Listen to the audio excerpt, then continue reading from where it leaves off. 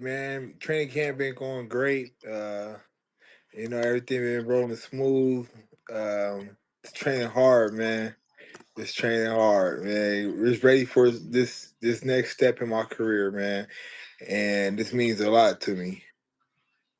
So January 26th, you're about to fight also undefeated Diego Pacheco. I was talking to Yeah, Demetrius. I was talking to Demetrius Andres a couple days ago, and he's like, "Yo, who's undefeated left?" I said, "Diego Pacheco and Steve Nelson." And he's like, yeah. "Hey, that's true. That's true. Not a lot of undefeated guys in your division. You know what I mean? So how does Right. how does Which that is feel?" good, you know. That's I mean that's good. That's good because this what boxing needs. Like people and the fans need to stop, you know, you know, focusing so much on undefeated.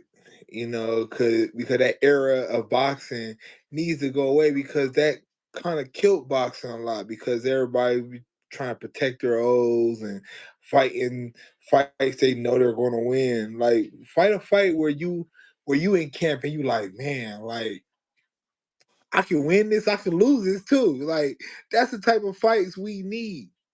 What I mean? Everybody can sit up and talk about how arrogant they are and how confident, but everybody has had those thoughts in the head. When you have a real fighter in front of you, everybody has those thoughts. Like, man, what if?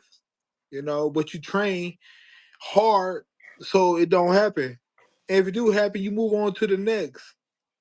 That's what it's supposed to be. Like you don't see people say, "Well, Michael Jordan, man, he lost a couple games." Like, yeah, that's part of the game. You lose, you come back, and you better.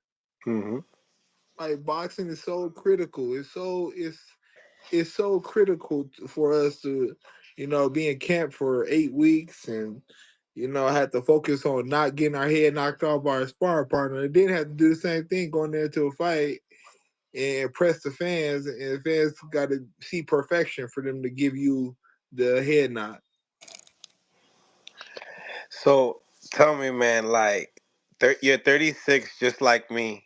You finally get in a fight to you fought an undefeated fight in your last bout, but this one Yeah, particularly, you know, is a lot of hype about him. You know what I mean? He got some decent wins as well on his bout. yeah. Tell me, what's good about Diego Pacheco? He is a tall boxer that know how to use his height. And but the thing is, I feel like for years, and this even goes outside of boxing. I've seen so many of my counterparts, you know, being being congratulated, being championed for things that I'm either just as good or better at. And sometimes it sucks to see that because there's so many things in life that I want to do, and to see other people, getting the fame and the glory from it. I'm like, man, like when my time gonna come? Like, 'cause I'm a dope, talented person, and I feel like the world need to see these things and inspire so many people. And sometimes it's like that. But Diego, he's a good boxer. He's a good boxer, and he's tall, so he has a reach advantage and stuff like that. But he's human being. There's a lot of things in a lot of ways I can eliminate what he's good at. Um, you guys are both KO artists. Does this fight go the distance? That's up to God. That's up to God. Like we gonna get into our work, but anybody's. I can get in there with you, and you can throw the right punch and hit me with it and knock me out. Like so, you know, Both over we never. I 80% never do KO like the ratio. cliche. Um, I never do the cliche. Oh, I'm gonna get him. I'm gonna knock him out. Like because he's realistic. You know what I mean? I'm capable of it for sure.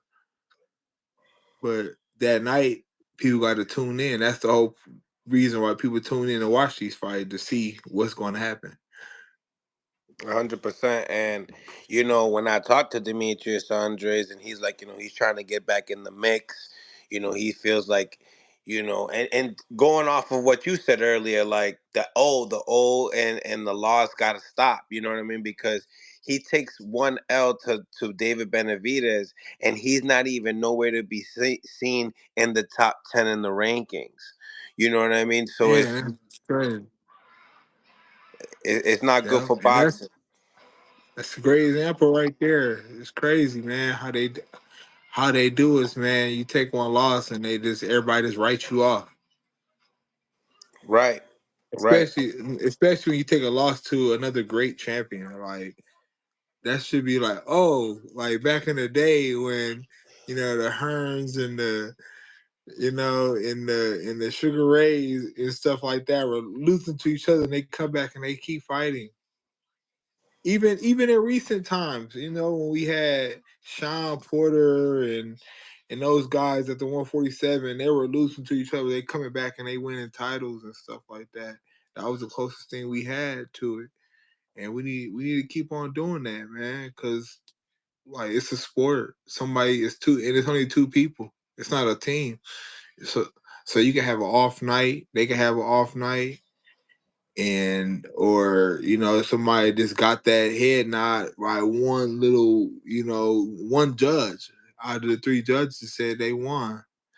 Uh, so we need to get out that era of undefeated and it's being competitive, put these competitive fights on. So, I see here that there's a big eye catcher here. 36 years old, 23 years old, right? But this is your Yeah, first 12 rounder, and this is his third, this is about to be his third 12 rounder. Now, his last fight with Sean McCullen, he went back down to 10. I don't know what was the reason for that. Do you feel like he yeah. got the experience level just on the factors of going more rounds and necessarily the names? He do got a Suleki under his resume. Yeah, but that's smoke and mirrors. Man, people can put the age and the experience all that stuff, but at the end of the day, fight night, that stuff don't matter because there's so many other characteristics about this that people don't understand. People see, oh, he 36, and they compare me to a Selecki, people who's been in the game their whole life, been boxing. But me, I didn't start boxing until I was 21. Hmm. Didn't have any pounding and any. I didn't play any hardcore sports growing up, you know. And I went to the military. That's when my like life of being like physical really came into play. And that's when I really like went up, and that's when I started boxing. So I don't have a lot of miles. I don't have a lot of miles on me. I am older, but you know, if anybody who's betting against me is using that as a factor, they're going to be surprised. January 25th for sure. How's this training camp going?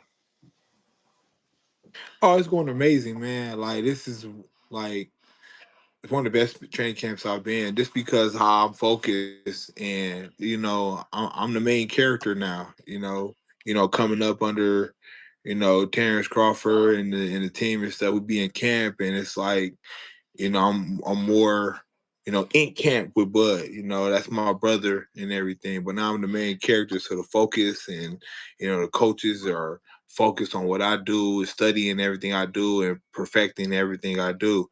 And this me mentally, like anytime I'm presented with a challenge in life in anything I do, which is why I do so many different things, is I have this level of focus that I'm able to tap into. And my level of focus is different. I'm looking at Pacheco like he's the greatest fighter that ever lived.